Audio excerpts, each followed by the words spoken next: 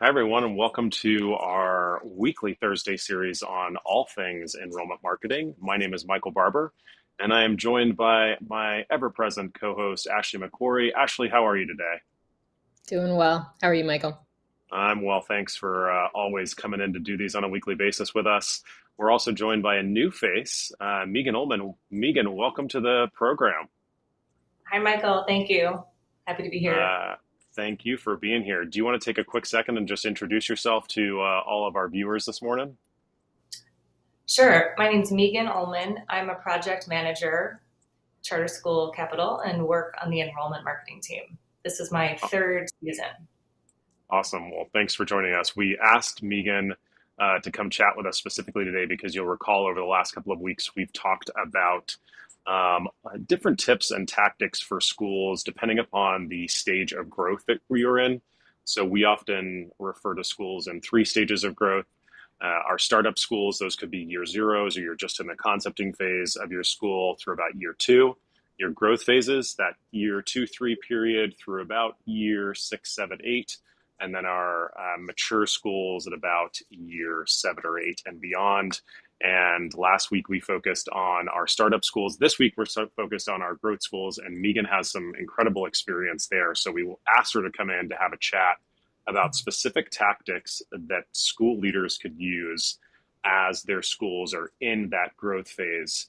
So Megan, I'm going to allow you to just tee it up right for us and answer that question. What are some key tactics or tips that school leaders can be using to drive enrollment as they enter that sort of 2 to 7 year period of growth for their school?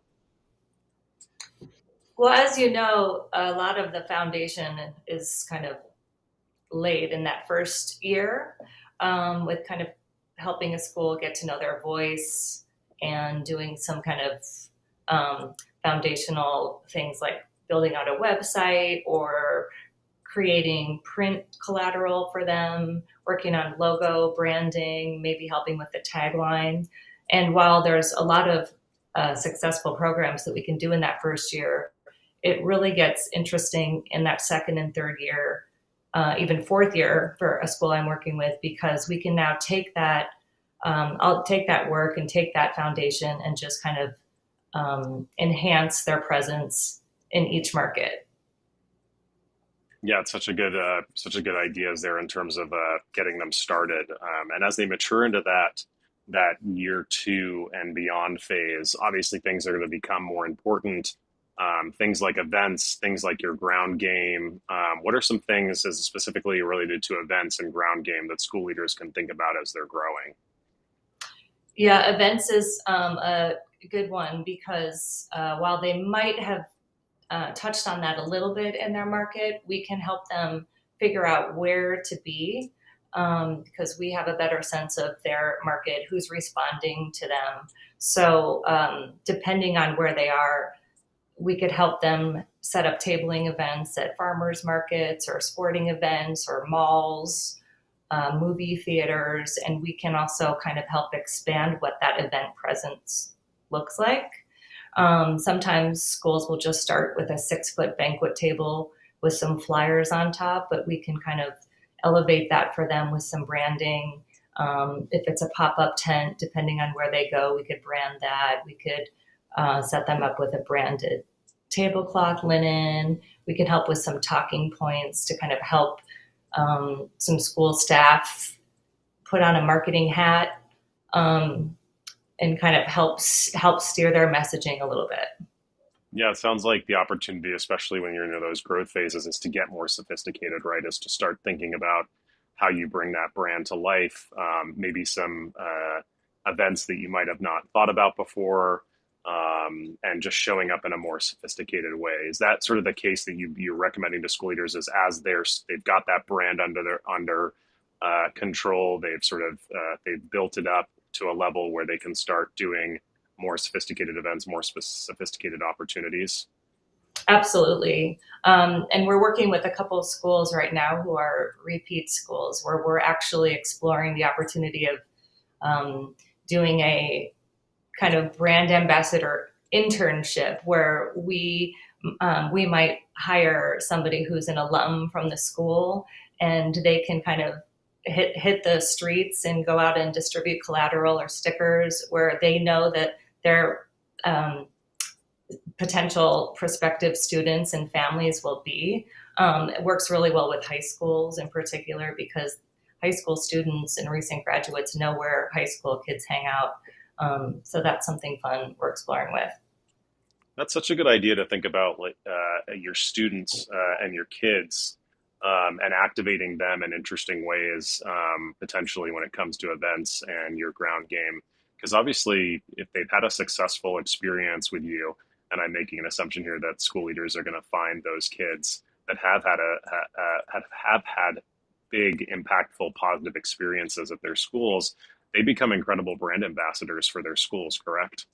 Absolutely. Um, Really, somebody who's been at the school or works at the school is probably the best person to talk about that school. But we can still kind of help curate that experience and give some talking points and encourage and kind of educate people on how to engage with the public. Yeah, A for lot of sure. what we do, a lot of what we do is digital marketing, which has been really successful. But I think we never underestimate the power of parents, word of mouth, high school students, word of mouth. Yeah, I mean, word of mouth across the board is going to be incredible for schools, never mind any other type of it or organization, right? And how you activate that, whether it's in the ground game or digitally on review sites and whatnot, is certainly an area that schools need to pay attention to. Thinking about activating in a digital way, Ashley, how, Megan did such a good job of bringing ideas to life, for school leaders as they're going through this growth phase. But obviously, school leaders have got to get more sophisticated when it comes to their digital efforts as they're growing. So, what are school leaders? What should school leaders be thinking about as they start to get into that 2, 3, 4, 5 year period when it comes to digital efforts, that they're doing to drive kids into their schools? Yeah. Well, by a couple years in, right, you should have some data. I think we touched on this the first week that we started talking about this. So you have some data. You should be able, and if you don't have data, then that's something that you need to start paying attention to is like, how are people finding your website?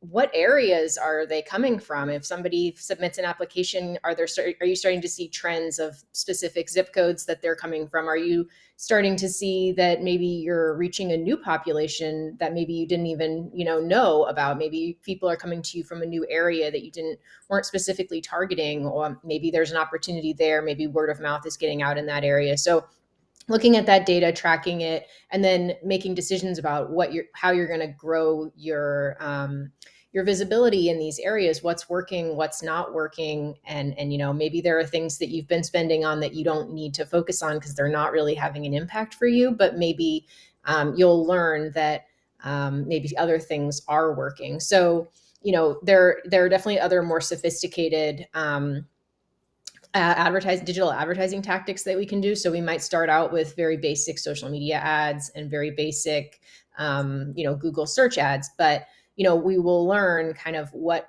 kind of ads people resonate with. We also will maybe have opportunities for things like display ads that retarget people who have maybe engaged with you somewhere, maybe have visited your website, and then we can show them an ad on another website somewhere else while they're browsing. So there are things that we can do as you start to drive more traffic to your website, as people engage with your ads more, as people enroll in your school. You can use that and use what's working and what you've learned to expand your efforts. Yeah, it feels like you're both hitting on a common theme here, which is the level of sophistication that you can start to do when you get to year 2, 3, and 4 and beyond, right? You're hopefully as a school year, you're less concerned about making sure that you've got at least the minimum amount of kids in the door and in that growth phase, trying to grow your enrollment, and it's starting to get more sophisticated both on any of the ground game efforts, your community building, your digital marketing. It's all about starting to refine those things, given where those kids are getting interested in your school and what's ultimately converting for the school as well.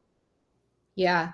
Yeah. And you should have, to Megan's point about, leveraging your students and your alums at events. I mean, you can do the same with your content. So publishing consistent content, updating your website frequently, highlighting, publishing on social media often. Some of the best content that you can share is about the people who make your school special. So your teachers, your staff members, and your students and alumni. And so looking for opportunities to highlight them now that you should have hopefully some people who've had great experiences with your school, maybe opportunities for PR to highlight, an alum who's doing something great, or a counselor who's won an award, or, things like that.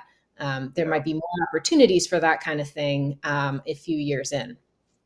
Yeah, just hitting on the PR thing. I think we just worked with a school who was launching a new program. Micanopy. Am I saying that correctly? That's right, Micanopy. Micanopy. Sorry, I have never been there, and I at least didn't totally butcher the name. Micanopy had launched a new program and turned to us for some help with some PR efforts. We got some placement in local media, which can be, as your school is growing. Do either one of you talk to just how school leaders can start to build relationships with reporters or local publications? What do you see school leaders doing there? Either one of you, either Megan or Ashley. Any thoughts there? What do you think, Ashley? Well, one thing I can say is that your agency, if you're working with us, if you're working with another marketing agency or a PR agency, they can help you find those opportunities. They can figure out, okay, what reporters cover education in your area? Where should we pitch our story to? But it's really the school leader that should have that relationship Yeah, with those reporters, because that's going to be something that you can maintain over time, and you're going to have somebody that you can reach out to and say, hey, we're having an event, why don't you come on out to your local radio station or TV station. And I know that especially like in smaller communities, smaller community publications, you have a pretty good shot of getting somebody to come out if you're having an ice cream social or some sort of or a big game or something like that. They're looking for stories, and so if you have that relationship with local reporters, you can help. It can get you some attention. yeah, certainly a very good play for sure. Anything to add there, Megan? I saw you starting to talk. Yeah, I was just going to add, depending on how active the school is in their community with partnerships and programs, I think that could also turn into a story, depending on what that relationship looks like and how much a school is doing for giving back. Yeah, Yeah. and also thinking about maybe your school has the executive director or the school leader, or maybe a teacher that's a thought leader in a specific space relates to school challenges like teacher retention and whatnot. Those could be areas where you could potentially offer some perspectives as well for reporters as they're looking for sources. Well, Yeah. I want to be respectful of time. We always go over on our usual commitment of 10 minutes, and we are plenty over at this moment. And feel like we've done some good work this morning on providing some tips and tactics for schools that are in that growth mode. I'm going to say thank you to Megan for joining us. I hope you'll come back again in the near future and have a conversation about other tips we could provide for school leaders. And as always, a big thanks to Ashley for joining us every week. Thanks, y'all. Thank you.